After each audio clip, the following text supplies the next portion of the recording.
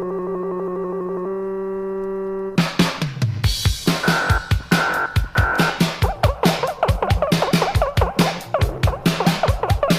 everyone, and welcome to another bonus episode of Flashback 64. Maybe we should be calling this, I was thinking maybe Mario Magic, maybe a little sub-series, or maybe DK Delights.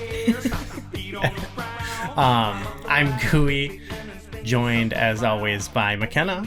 Hello. What's going on? We're here. We're rewinding the clock back even further, as we've been known to do a little bit already on the show. We thought, we've already gotten into we're loving our journey through the N64, right? Mm-hmm. But why not take it all back to the beginning? Maybe not the literal beginning of Nintendo, though we could maybe someday. What do you think we could cover, like the origins of they do like card games? Yes, yeah. We'll do a brief backstory on Nintendo's. They're founded in it's 1889 or something, mm-hmm. and they did Hanafuda cards, and then they branched out into other collectible cards, toys, things like that. And we'll definitely, I don't know, we'll have to look into some things we could cover from that. Maybe we could learn how to play some of the games, or mm-hmm.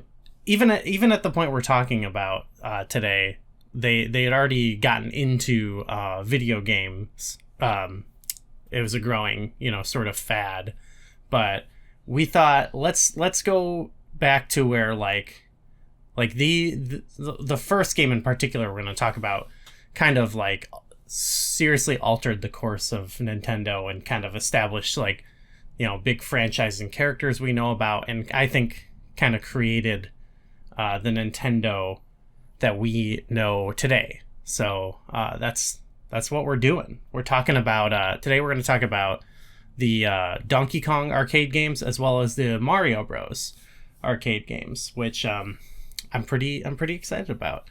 Mm-hmm. Before we get into it, like are any of the games, needless to say, our arcades they've been a big thing in our life, but like the height of arcades, I feel like that these games come from that era is from like a decade before we were born. So yeah, that being said, with these games in particular, did you have any connection to them? Did you know really them at all, or no? Okay, this is pretty new for you. Yeah. Okay, I definitely had some. We can talk about it with each individual one, but some of the games we're talking about today are so iconic they've popped back up, and I've played different iterations of them. And I had an NES as a kid, so all these I think made it over there. Mm-hmm. So I definitely have some of them I can't even remember like what my origin with it would be, because it's kind of like as ubiquitous as like Pac-Man, so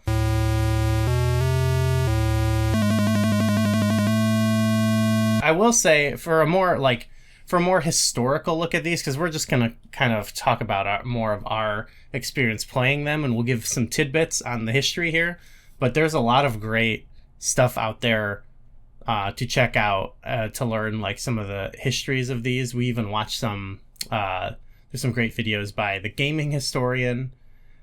We watched for some of the different ports and home console releases. There's some great videos by Jeremy Parrish, and there's currently a part 1. I think it's an ongoing series still by Kate Willert, who gets into like some really specific and really interesting detail about the Donkey Kong games that I think we watched the video like twice because it was so good. So definitely want to shout those out. But why don't we get into it and let's talk some Donkey Kong. All right. So I've prepared a little bit of a mini flashback for these games. Okay. Are you ready for this? Yeah. I did this at the gym today. Wow. I had the getting productive at the gym. yeah, I had the treadmill on low, so I could just like type away on my phone. I guess exercising is being productive. Like, That's good for you. Yeah, we don't need to measure my productivity on this show. So the original Donkey Kong was released in North America. Just our show, we're going by North American, even though we weren't even around then. That came out July 31st, 1981. The number one song, Jesse's Girl by Rick Springfield. Hell yeah. The number one movie, I actually I think it was like going into before the previous weekend, going into that week, was the movie Wolfen, which is one of I think the 3 movies released that year about werewolves. And if you want to go listen to Movies That Whip, we did an episode on The Howling, which we've already mentioned on the show. Yes. Or no, we don't. Never mind. We mentioned we make it. A lot of videos. We're contenting, yeah. So this game was massive. It was an arcade game, and I didn't do this for all the other games because this is, I think, the most popular of all of them. But it was ported and released on many other consoles. So here's a list, and it's all one giant run-on. So for some of these, I don't know the console that well, and some people out there might not know. So you might not know where one console ends and one begins. But here they are. Game & Watch, I've already biffed it. All right, I'm starting over. Game & Watch, Atari 2600 and Television, ColecoVision, Coleco Mini Arcade, Atari 8-bit, Famicom, NES, TI-99, 4A, IBM PC, Commodore 64, VIC-20, MSX, ZX Spectrum, Amstrad, CPC, Atari 7800, Apple II, Nintendo e-reader, and Game Boy Advanced. So Donkey Kong, it was quite a big game. There's some like common history to this that is kind of key Nintendo lore. Do you know about, like, remember much about the production of this? So Nintendo, they're already like an arcade manufacturer. Like they primarily, I think, were doing games. They were doing a lot of, like, this was common at the time, but kind of like copycat almost games of other popular games. Mm-hmm. And they were Space Invaders was big in Japan, and so they were primarily making games similar to that. Mm-hmm. But Radar Scope, I believe, was the game that they had made, and they thought this would be in America specifically. The cabinets, I guess, did not do that well, so they hired they had their Shigeru Miyamoto, who did artwork for a lot of their cabinets. They wanted him to repurpose them into a different game, and he came and created Donkey Kong. Now you didn't. We're not gonna do like your fun pre-written blurbs, but if you had to describe the plot and gameplay of Donkey Kong, how would you describe it? It's what would you call it? Would you call this a platform? Well, it's not sort. Yes, yeah. Okay, for genre, yeah. This is, I think, beyond Nintendo, I think this is kind of considered sort of the genesis of platform, like the platformer. Yeah, I guess you're moving, you're jumping, you're climbing things. Mm-hmm. Yeah. Donkey Kong kidnaps you remember the mayor? The mayor. Pauline? Yeah, Pauline, yes. Takes her to the top of a tower under construction, skyscraper under construction, it's like a construction and Jumpman has to come rescue her. Yeah, Jumpman. By climbing ladders and jumping over obstacles Donkey Kong sends to get him. like those iconic barrels. Yeah. We all love it. Mm-hmm. So yeah, this is kind of the origin story, the beginning in the great gaming history of two iconic characters of Donkey Kong and Mario, of course, and Mario, who's kind of the face of the platformer genre, I would say. Yeah. Here it is. So we played this together, and you had never played it really before. No. Okay, but you were like aware of it, right? Yeah. Mm-hmm. Yeah, I was aware of the concept. I probably couldn't have told you, like, oh, this is the first Donkey Kong, and, like, this is Donkey Kong 3. Sure. Well, yeah, for sure. I mean, this one kind of overshadows pretty much all, I feel like, all the games we're going to talk about today, for the most part. But how did you feel? What did you think about the game? We played it both on the NES version and the arcade version, but they're pretty similar. Yeah, I had a harder time with the arcade version. Mm-hmm. I don't know, something about the arcade controls feel like maybe not as forgiving. It's much more. I mean, it's a thing too. Like there's a lot more going on in all these games in the arcade version. It feels much more fast paced because the arcade hardware is much more powerful, you could say, relatively speaking, to the console version. So they kind of had to like cut some things and things running a little bit slower. So it definitely was like the arcade version is a little bit more unforgiving, I would say. I think just like sometimes I felt like I went far enough to get to a ladder, and then I try to go up, and I wasn't far enough. Okay. Or I wasn't in the right position, where I didn't feel like I was having that issue. As much on the NES. Yeah. Okay. Yeah, I could see that for sure. I would say like I played it at one arcade. Like it was I guess it might depend on like the cabinet too, because I was like playing it the other week at the Star Worlds arcade instead, which was fun, right. And it was on a different style cabinet, and it felt different too. Like I felt like I had better control. So I was like, I don't know if it depends on. I don't know. I guess I don't know a lot about the mechanics of like arcade machines, but okay. But I mean, when we were playing it at home, like. We did pretty good to where like we could get through like cycled the story a couple times, you know. Yeah, you get your levels. I don't know if he's jumping to another building or jumping further up. It seems like he's going up. Yeah, so okay. the first level is so iconic where you're kind of going up this zigzagging construction site. Then there's one where it's a bit more abstract. That's where it really feels like you're platforming, where you've got the elevators and the things like that.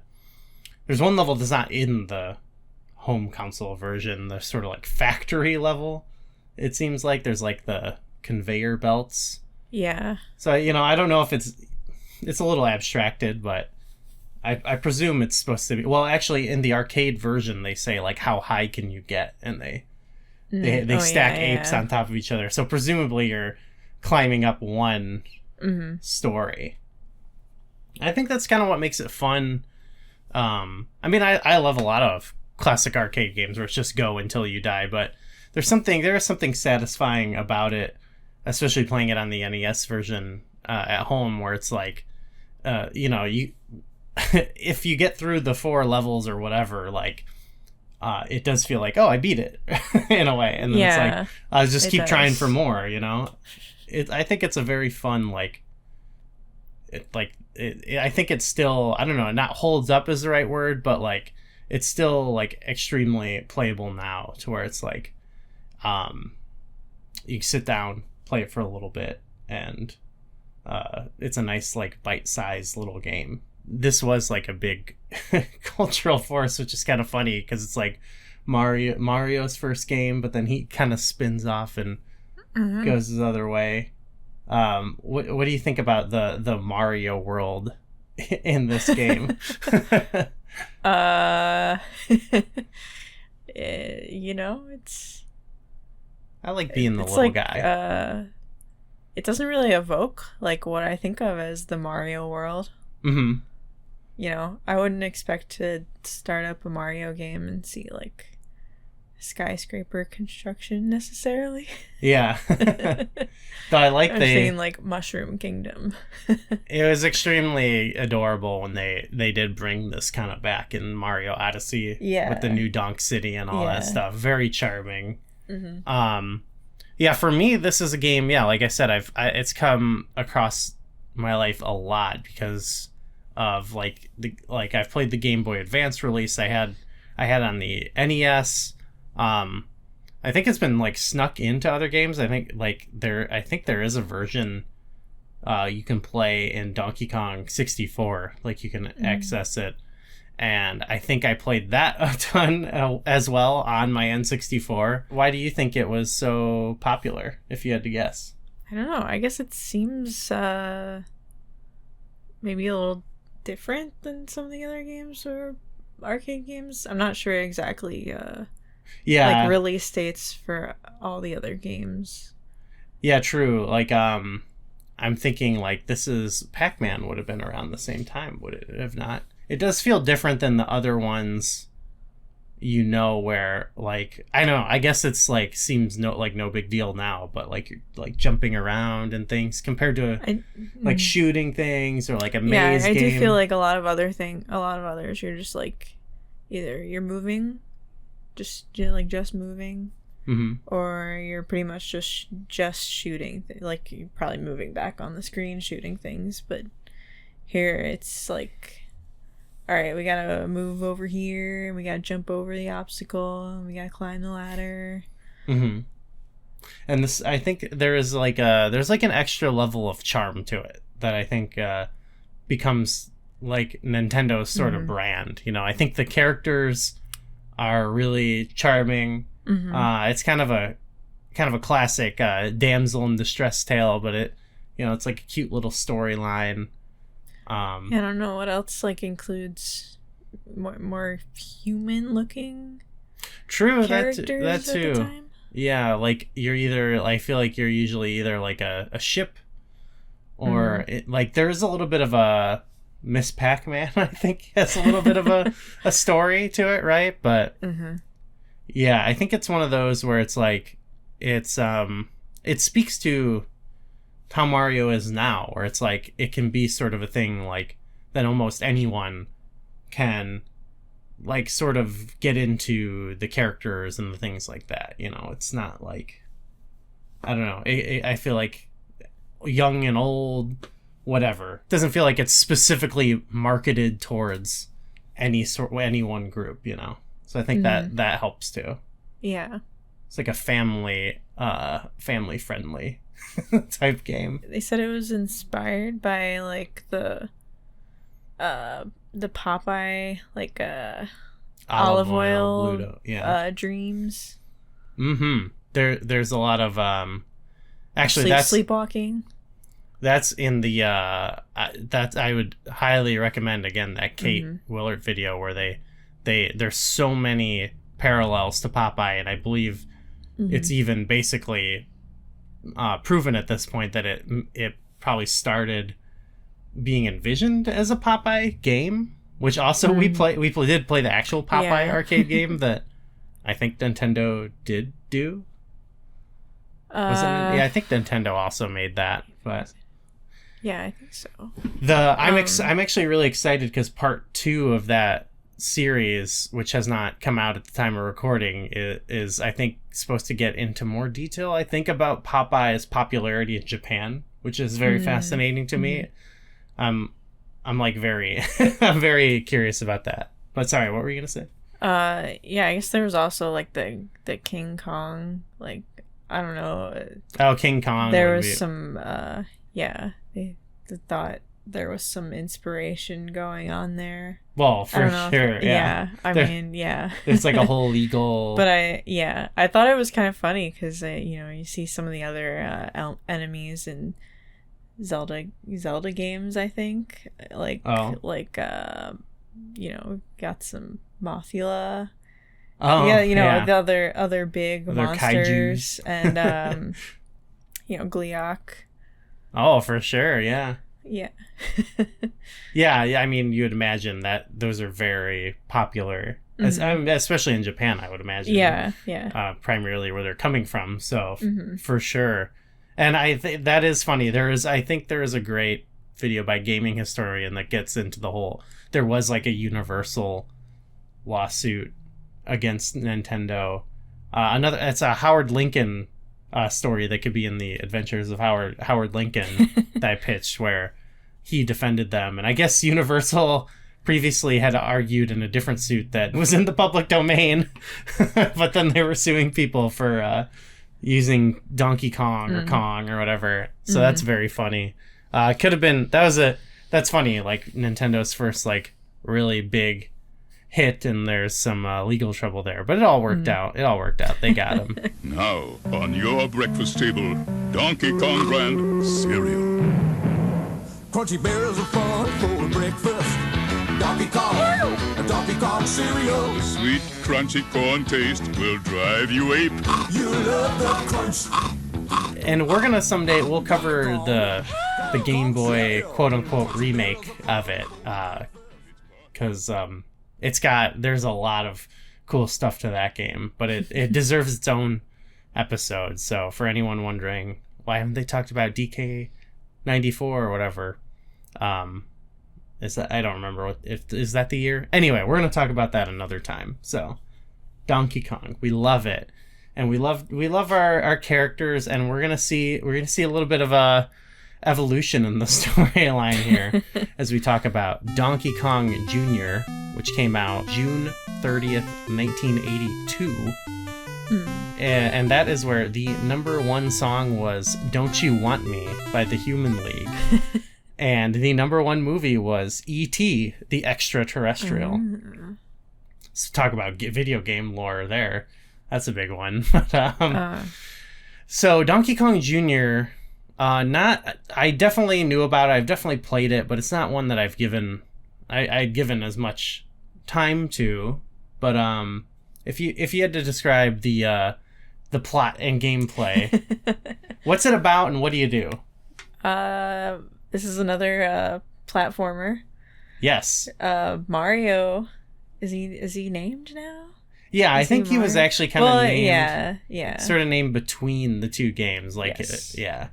He kidnaps Donkey Kong. Revenge. Yes. Yeah. I'm imagining a post-credit scene at the end of the original Donkey Kong where he locks him up. He puts the cuffs on him. Yeah. All right, you bastard. You're going to jail. Yes. Donkey Kong Jr. has to come rescue him. There are some enemies. I don't know what they're called. There's he sends snakes after him, right? Yeah, something like that. But it's Or crocodiles. It's set in more well, I guess it's sort of a few different locations, but I guess there's a lot of rope climbing. I guess you Yeah. can call it. So there's more Kong mechanics rather than Mario mechanics. Totally, yeah. You're grabbing things with your arms and using them to climb. Yeah, which sort of it does give it doesn't feel like none of these really are necessarily sequels to the other from a gameplay perspective. It does feel like a totally different game. Mm-hmm.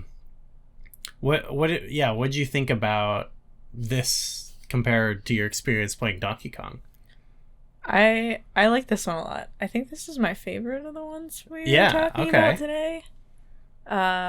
It was fun. You can kind of, a lot of times there are two ropes next to each other, and you can climb up one, or you can reach your arm across, so you're climbing up two at once. And the animation of DK Jr. is really cool there. Yeah.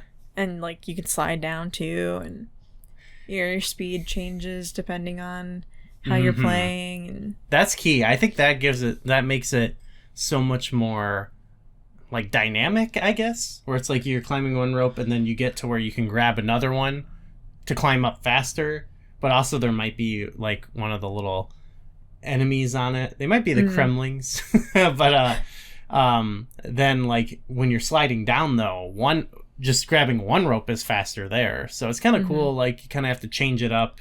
yeah, I think maybe what I liked about this one is that it felt less luck based. Like maybe in Donkey Kong, I wasn't always sure where an obstacle was gonna go. Like maybe it was gonna come down a ladder that I was on. Well, that's because you're not like a Billy Mitchell. Yeah, okay, yeah. Steve Wiebe. Steve Wiebe. Maybe if I was a world record Donkey Kong player, I might be able to figure out the patterns. But Yeah. as a beginner, one feels a lot more RNG and one feels a lot more, okay, I can watch it, I can avoid these enemies.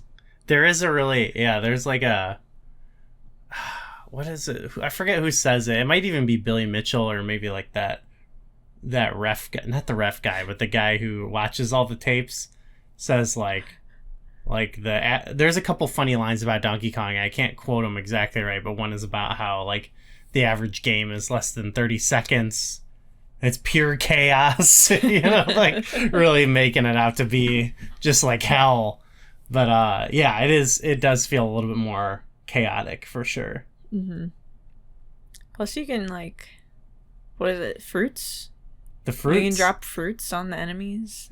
I definitely prefer that to, we didn't really talk about the hammer. Right. I'm sure there's like advanced strategies in the first one involving the hammer, but if like the fact that you can't like, you're kind of stuck. Anywhere, yeah, it didn't feel useful to me. Yeah, because you're like, I don't really progress with it, It Yeah. might be good in some situations, like you're stuck in a hairy spot. And you're like, you know what, maybe I clear some things and whatever, but yeah, for sure. I definitely can see that. And also the stages all feel kind of different. Yeah. I'm trying to remember what the second stage was. That's not the... Oh, I know what it was. That's the one that feels the most there- like a Donkey Kong level, I feel like. The second stage, you have like platforms moving. Yes, and there's like a little spring. Yes. Yeah. So I feel like it gets, like, the first stage is fairly basic, which is nice. Yeah. You get used to the climbing mechanics, do a little jumping. Mm-hmm. The second stage, you gotta figure out the spring, get your jump right, time your jumps with the platforms moving. Mm-hmm. And then there's the like bird guys. Oh, the birds. They like I fly like at you those in a enemies. line. Yeah, that part's cool. You have to like move up and down to avoid the birds.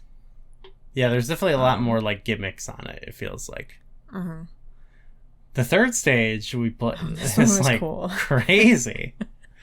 What are you're like in a computer? Doesn't seem like I don't know. You have to like unlock the what? I'm thinking the third one. There's like the little Yeah. electricity That's the fourth things. one. Yeah, the third one is. It's actually not that bad, but it's just really hectic, and you are really just going you from. got like, you got like several platforms in the middle, and then platforms on the both sides. And then Yes. the middle ones have like these. They're like the Zelda enemy that go like around. the anti-fairies or whatever, or bubbles. Anti-fairies are the ones that that move across the Yes. screen, right? These. Yeah. So these are like attached to the platform. Yeah. I forget what those are called. But yeah, yeah, you have to jump over those, avoid those. You can get rid of those. Can you? I feel like there's nothing you can do in that stage. You touch those, you die, and there's nothing. How did you get rid of those? There was a way to get, because I did it. Yeah. Oh, I don't even remember, honestly. But yeah, you pretty much they're think like there's- buzzing, and it's chaotic. it is chaotic. But They're going at different speeds. it really is more like that one is more just pure platforming. It's like you climb to the level and then you just got to time it right to kind of run across and dodge them. Very very fun though. It feels different than the other ones for sure. Yeah. And then you're talking about the final stage feels like it does feel like a boss fight. You know what I mean? It's like Yeah. you were describing it. I'll let you.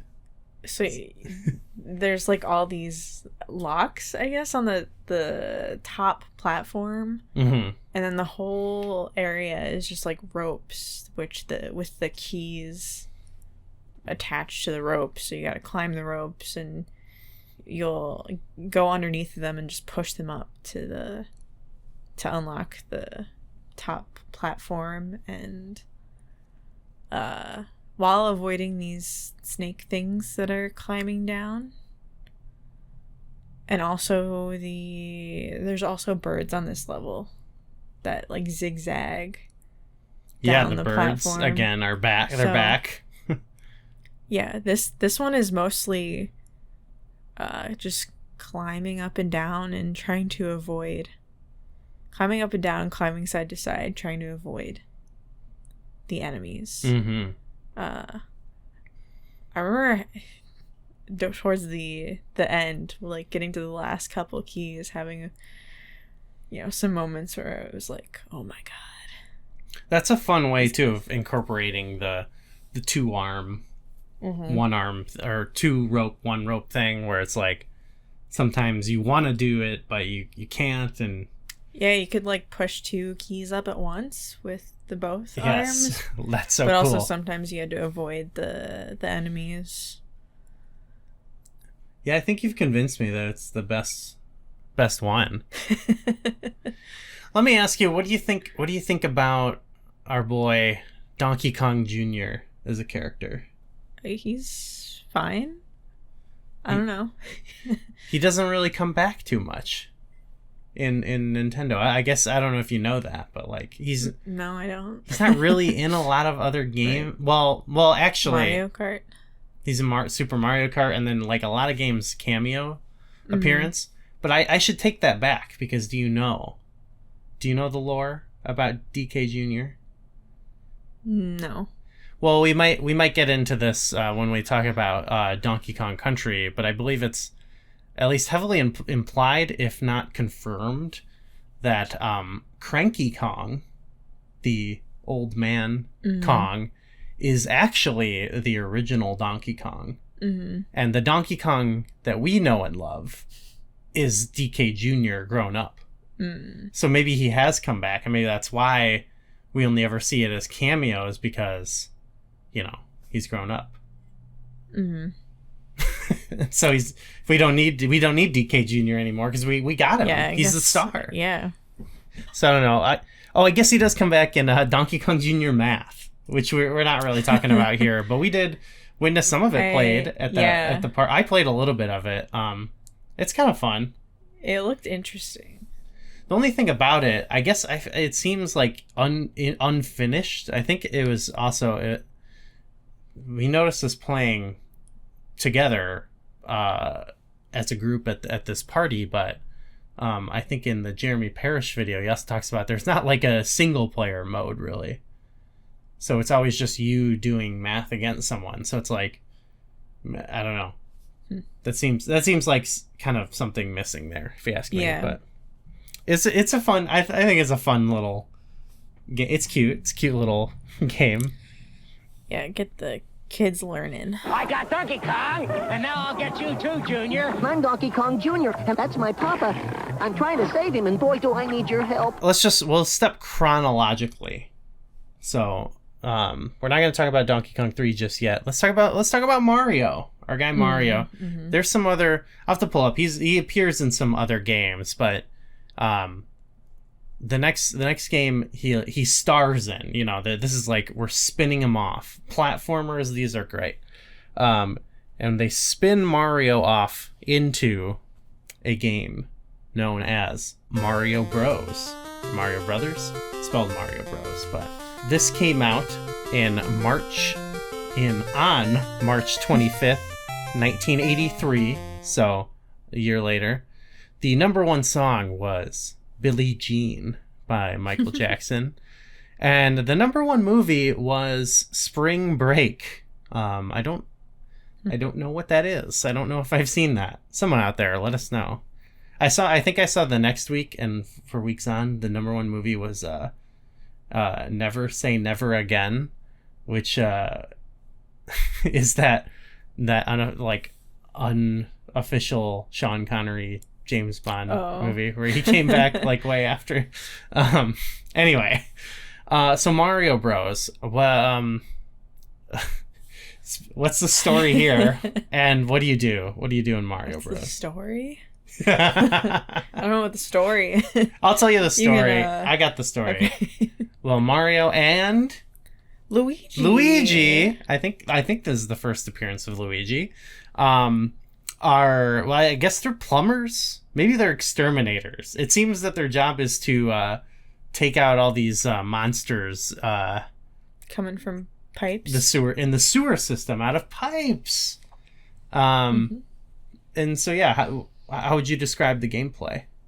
This is a platformer where you can play single or multi, 2-player. Yeah. You can play co-op or competitive, right? I don't Well- know if there's well, that much of a difference. There's no difference. There's not a different mode. That's actually in that thing you were reading, like describing it. They're just literally referring. It's kind of like in Four Swords Adventures, where you can team up, but you're also kind of competing because you right. And you can sort of play it however you want. Like, 'cause it's a game where, you got to take out the monsters. Yeah, you got monsters coming at you from the pipes. You gotta take them out by. You kind of gotta like stun them. By jumping from like hitting the platforms from the bottom. Which is a Mario thing. Yeah, That's another thing we're seeing. And then you hop up and kick them out of there. Yeah. So you can't. It's still. We haven't got. You're not jumping on their heads. Right. You are after you're knocking them down, though. So. Yeah, but you know. can just run into them. Yeah, you just run into them for sure. But yeah, as whatever we were reading says, like you can obviously just strategize and team up and say, oh, you get this one, I'll get this one, or you can just sort of fight your opponent and try to, knock them down and take them out quicker than the other ones. And you could even probably, if you kind of hit the monsters and they get back up, you could probably be mean and try to kill your opponent, and I think that is a cool aspect to the game, that it sort of has it's not just risk reward, but you know what I mean, like do I let my teammate go for that, or do I want more points, type thing. I mean, whenever we played it together, we're trying to cooperate, Yeah. There's also every so often just like a gather all the coins. Oh, like a bonus stage, which I always Yeah. love those type of levels in arcade games, because it feels like Galaga has one. It always feels like I love that, and it feels like a little treat. You know what I mean? This is cool because there's like different kinds of enemies. Mm-hmm. So you've got, you want to describe some of them? It's got the like Koopas. Yeah, I don't know if they're called that. yeah. It doesn't really, it does actually name them. In some of them, they actually have screens where they like introduce them to you and like their movements and stuff like that. But I don't know about what it is. But yeah, it's a turtle. It's a Koopa. Yeah. So here we go. First Koopa. Pretty cool. Yeah. We also see, it's not an enemy, but we see the fireballs. They go Right, across the screen. yeah. So okay, we're getting some Mario. What else do we got? We got the other. The others. And the rest. The rest. Well, there's the crabs. The crabs, yeah. I How don't know could you if they forget that? Had a name.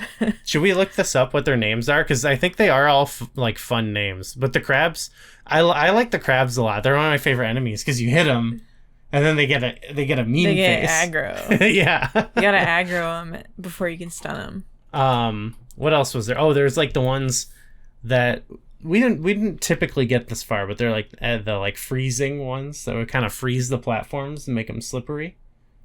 Yeah, I don't think we really got that far. It's kind of hard. Okay. Oh man, it's what year did I say this was? 1983. 3? Yeah. What was your I don't know. What was your feeling about playing this? Did you enjoy it? What was it like compared to the other ones? This is, I think, fun as a multiplayer game. Mm-hmm. Yeah, for sure. And, you know, a little different than the other ones. Um, More combative rather than avoidant. okay, yeah, for sure, yeah. Because this one, you are, like, enabled with the ability to, kill most of the enemies, you know? Uh-huh. Oh, look at that. In the GBA version, they had, like, Bowser and things like that. That's cool. Okay, so the Koopas are called shell creepers. Okay. The Possible sidestepper, inspiration for Koopa. possibly. Who could say? Fighter flies. Those are the cool ones because they fly up, and so you have to hit them like as they're on the ground, or else you can't get them. So that's kind of cool. That's one thing that's fun too. Is like the enemies they all feel different. So like even though you're doing in basically the same level over and over, like adding the different enemies gives it a different feeling, you know. Uh-huh. What was big for me, and we'll probably talk about this more potentially in a different episode, but I believe my brother Michael had this, but I played it a lot, was the Super Mario Brothers 3 remake for NES, for GBA, but of the NES game. And they had basically a level you could go to, and you could play like a updated version of the original Mario Bros. And they called it battle mode, where you could you'd kind of compete. I think it'd be like you'd have to like have I think it's like 5, like you'd fill up a meter, I believe, when you killed the enemies, and whoever filled it up first like won. So I did actually have a ton of fun playing that, but yeah, here we go. This is the that is like the origin point of the Mario Bros, which is pretty exciting. Nice. Yep, here we go. It is the first appearance of Luigi. I don't know why I question that, but they all have little. I like all the little jingles in these games. It's kind of Yeah. I should say, yeah, like these do all start with like Mario Bros starts with the little. This is common in a lot of like arcade games or like older games where it just starts, or even like we were talking about Tetris, they kind of just take like this has like the little Mozart Your song. class, they've passed their what is the term I'm thinking? Public of? domain? Yeah. Yeah, they'll all start with like a little do do do do do do do. Uh-huh. But I will say we kind of, I guess we glossed over it, so I apologize to the big Donkey Kong fans out there. But they all have like some unique tunes, and I actually think there's some of the soundscapes in the original Donkey Kong in particular are really iconic. And I mean, we see it in the theme of Donkey Kong Country, like they do sample some of that music. So. Yeah, the music is pretty cool, a cool aspect of these, but it's still, I mean, obviously it's a little bit primitive, but just in the way, but I think for what they're actually kind of like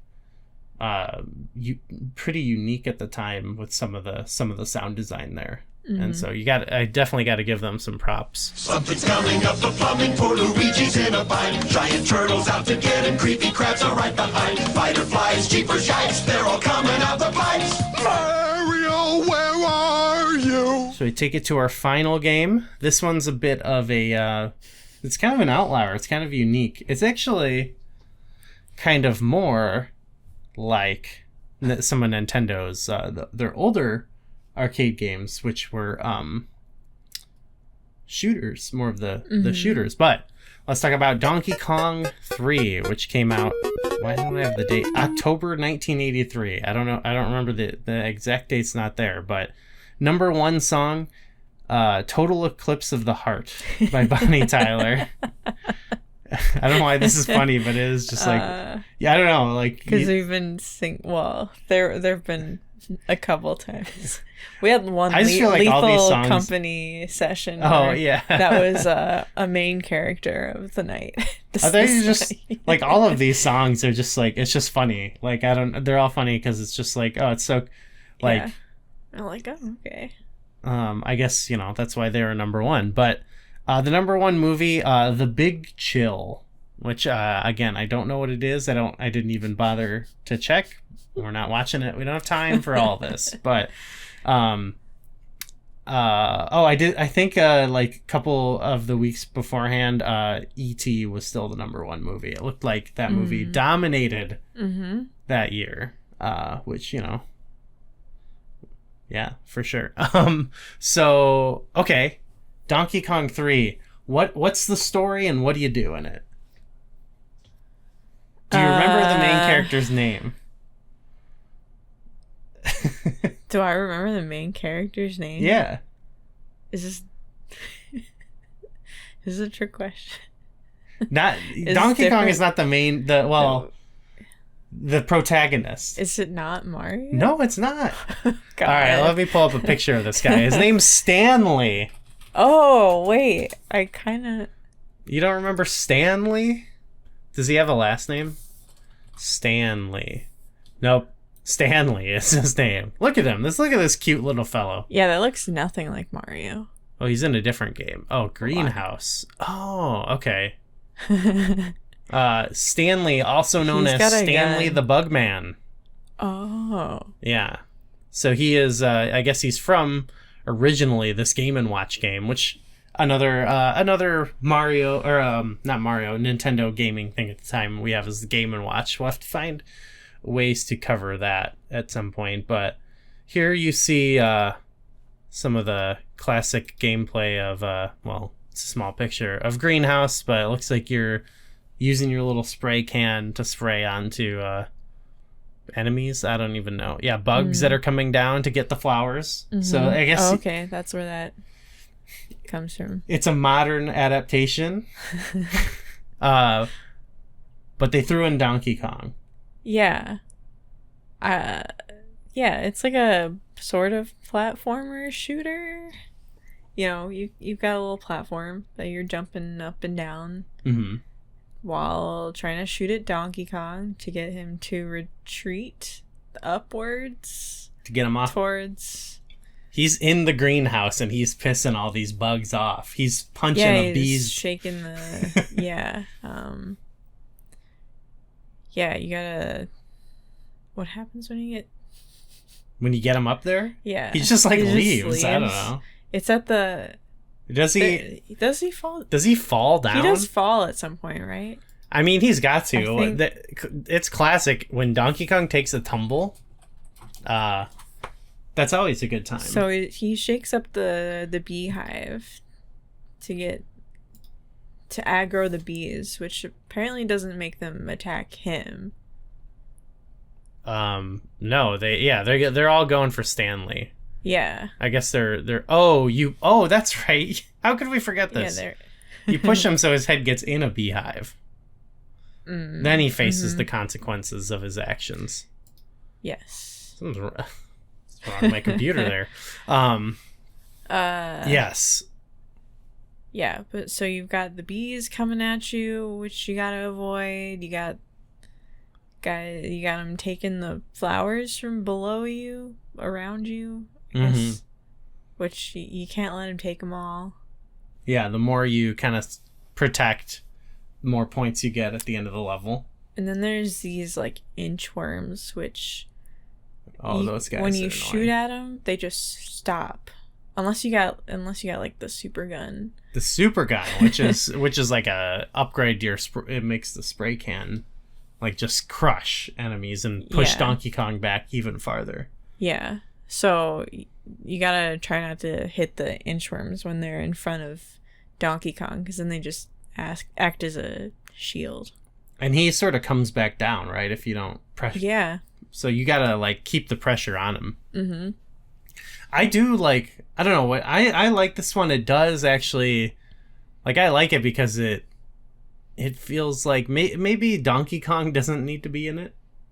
I guess like it does feel like Donkey Yeah. Kong's kind of shoehorned in there. Though I like seeing Donkey Kong, and his animations are some of the best in the game. But other than that, like it does feel like a game closer to like I don't know, I always say Galaga because it's like my favorite one because I played it a lot as a kid, but like it feels closer to one of those games, but with like a totally from what I know, I guess I'm not like a connoisseur aficionado of games from that time, but a unique sort of setting and like feeling to it, you know, like if like it's like those in gameplay, but like in presentation it's completely different. And so I don't know, I think it still has that Nintendo sort of charm to it.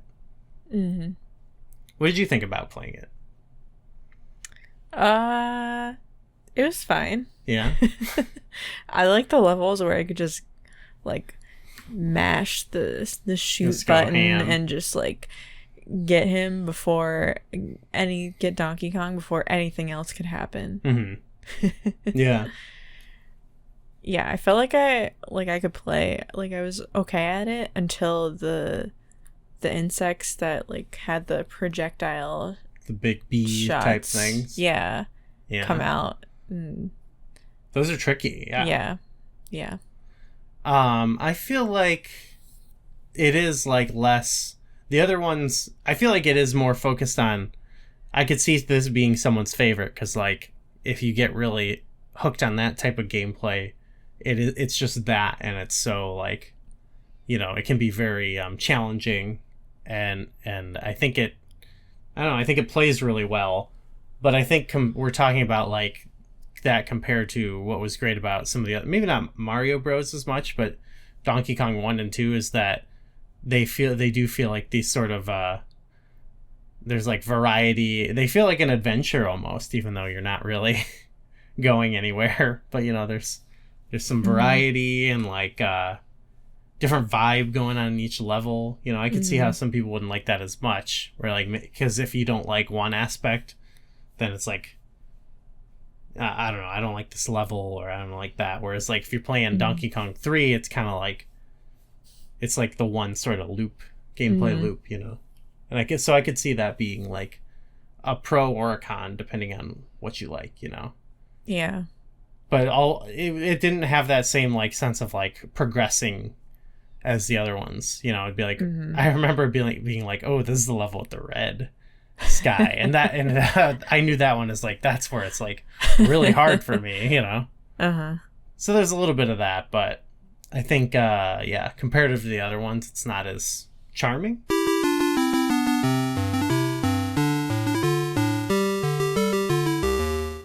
So yeah, all around, you'd say Donkey Kong Jr. is your favorite one? Yeah. Okay, well, yeah. What do you think? There are definitely other other appearances of them at the time, and obviously, like, they go on and they break out into. We'll talk about Mario's appearances, his big games on other consoles between this and Mario 64. But I don't know. What do you coming away from this? What's your big? What's the moral of the story here? The takeaway you have for the arcade era of Mario and Donkey Kong, I guess.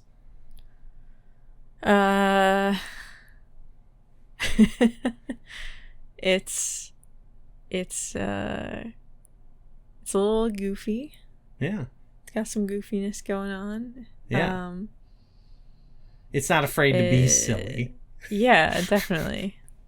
It does like kind of change Nintendo. I feel like that becomes kind of their brand. Their brand, yeah.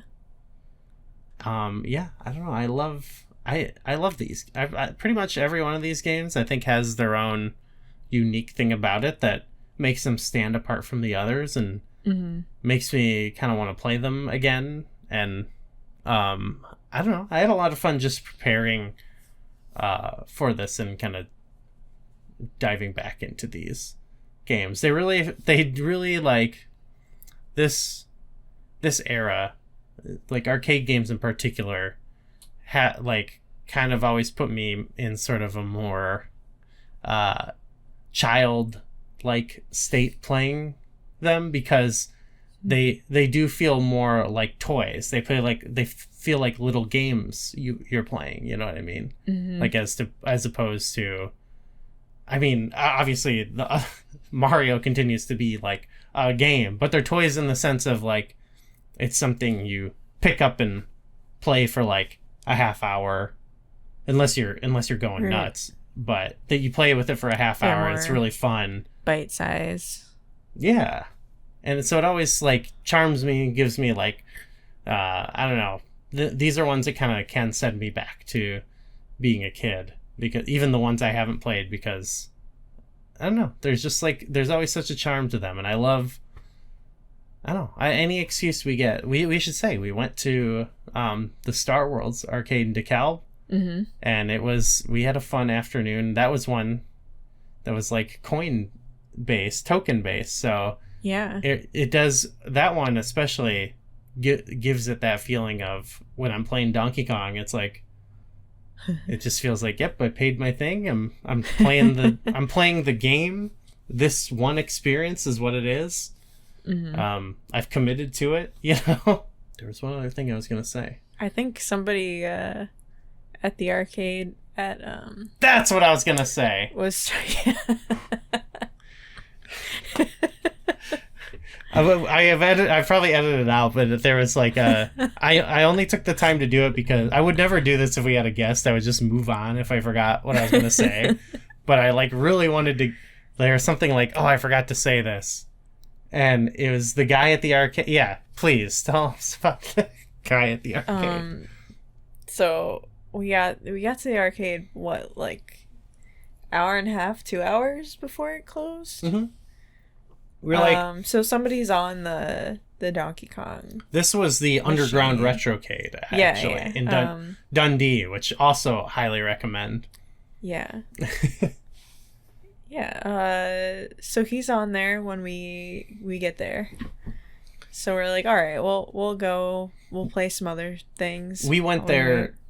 We've gone to many arcades now, and some of them repeatedly, because we're like, when we're doing a certain game that's there, we're like, well, let's go there and like, you know, re-experience it on arcade or experience it for the first time, whatever. And so we were there to play the Donkey Kongs, and yeah, the guy. So yeah, this is when we play all the. We played Donkey Kong Jr. We played Mario Bros. We played the Popeye game.